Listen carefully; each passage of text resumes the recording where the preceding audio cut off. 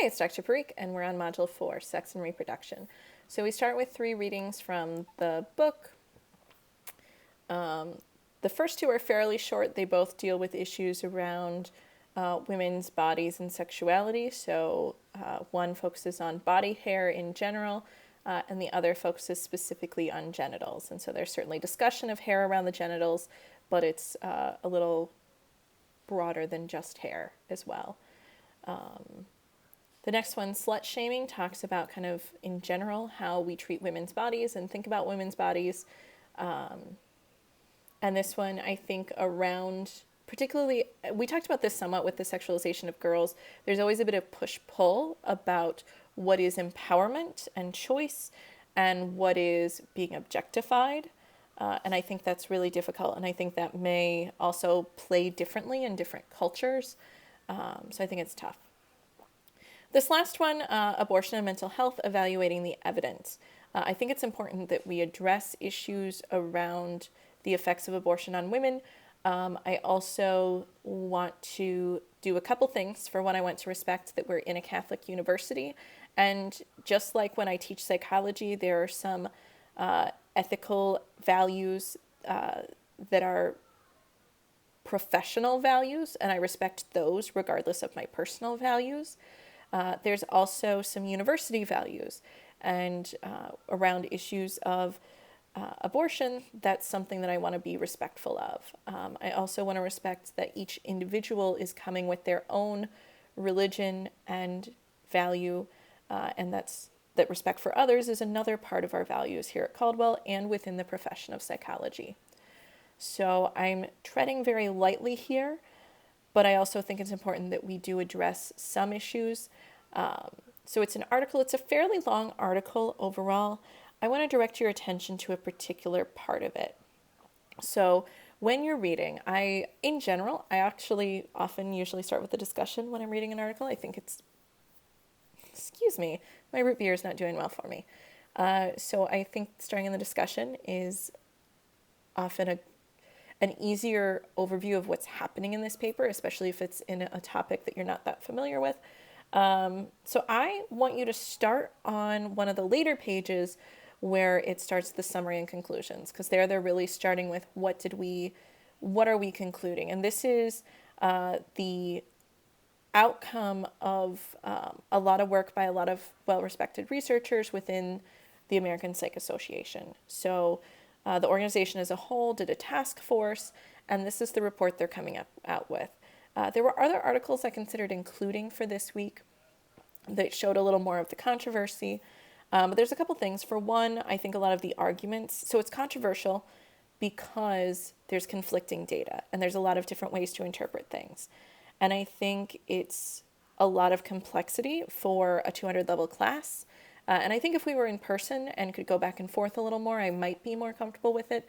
But also just I had a lot of things I wanted to cover in this course, and I had to cut back a little bit somewhere. And so I decided for abortion, I wanted to stick with the most recent, most respected article I could find that was kind of a bigger picture, what's going on with the field here. So as you look through, you'll see that there are some studies that suggest that abortion leads to some pretty difficult mental health outcomes for a lot of women. And there's also a lot of studies that suggest that it doesn't. And it's really tough to make sure that we're not getting other factors mixed in. So women who choose an abortion may be different from women who do not in a lot of ways, including things like resources, overall stress level, relationship and social support, and also the plannedness and wantedness of the pregnancy. Those are 2 different things. You can have an unplanned but very wanted pregnancy. You can also have an unplanned and unwanted pregnancy. And so those are very different situations. So what I want you to do is read carefully the very ending of the article when you start. After you've read the end and you feel like you understand it, then I want you to read/skim the rest of it. So for me, skimming usually looks like reading the first sentence of each paragraph and then kind of glancing down through the paragraph to see if there's anything that stands out that I really want to read, like a specific example or some keywords that I find interesting. So I try to read the first line of every paragraph and read a couple paragraphs a little more in depth as I go. So those are the readings. Videos, there's several TED Talks related to, so they're about sexuality, particularly focusing on women and young women's sexuality. Then I go into more, again, kind of controversial territory. So we talk about sex workers, and we don't get into, is that right? Should people be able to do it? But we just focus on kind of how societal and legal laws affect sex workers. And then after that, the videos kind of talk a little bit about porn. And here I don't have in-depth documentaries because that's a lot of time to spend, but I've seen the first one. I haven't seen the second one. I highly recommend it. It's also really difficult to watch. I think regardless of your feelings about porn in general, these documentaries really do. It was very compelling that there are girls who are very much being taken advantage of. And I say girls, I mean 18, 19, 20-year-old women. So young women being taken advantage of by this particular segment of the porn industry. So they're both with Rashida Jones. She's an actress, or I think she might prefer the term actor. I forget. There's a movement toward actor as a gender neutral term. So she's an actor. She was on The Office and Parks and Rec. And the Vice video talks a little bit about how she kind of got into this side hustle of doing documentaries related to porn. So one focuses on very much sort of a dark underbelly of porn, and the other one, though, focuses on more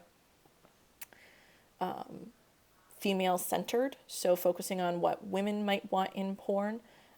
So these are, two short-ish interviews. I think they show little snippets of the documentaries, but it just gives you a feel. And again, I've watched the first one. I highly recommend it. If you can, I found it on Netflix. It was a while ago. I don't know if it's still there, but it was difficult, but very good. After that, we've got the check-in post, the topical post, the media report, and then character analysis. So as a reminder, the work that you're doing for this, it may feel like it's a lot of work for a discussion post. The topical post is sort of like a mini paper or an essay exam as part of the test, and it's worth almost as much as your quiz.